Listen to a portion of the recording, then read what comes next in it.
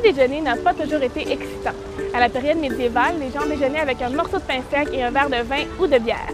Heureusement, certaines personnes sont passées à l'histoire pour mettre un peu de soleil dans nos petits déjeuners. On ne peut plus se passer des fameuses œufs bénédictines.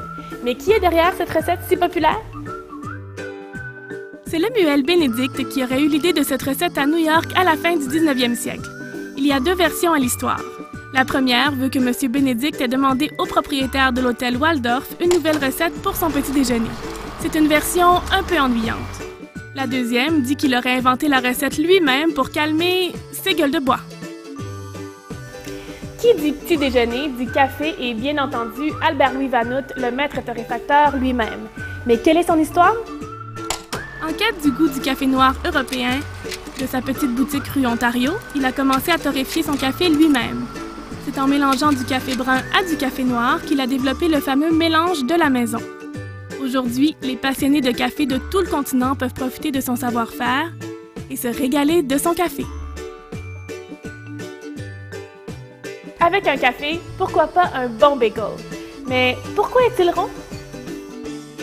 Selon la légende, le bagel aurait été inventé en 1683 par un boulanger provenant de Venise en l'honneur d'un roi de l'époque.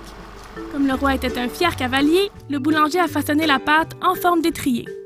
Le mot allemand pour étrier étant Bügel, il est rapidement devenu bagel en français et en anglais. Sur nos bagels, mais aussi sur nos rôtis, le péché mignon par excellence, la tartinade de noisettes. C'est toute une histoire qui a permis au pâtissier Pietro Ferrero de développer sa recette. Pendant les années 1940, à cause des rations pendant la guerre, le cacao était très rare. M. Ferrero a commencé à utiliser des noisettes pour allonger sa réserve de cacao et ainsi pouvoir continuer à faire des desserts au chocolat.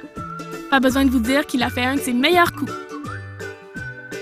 À vous qui avez révolutionné nos petits déjeuners, nous disons merci.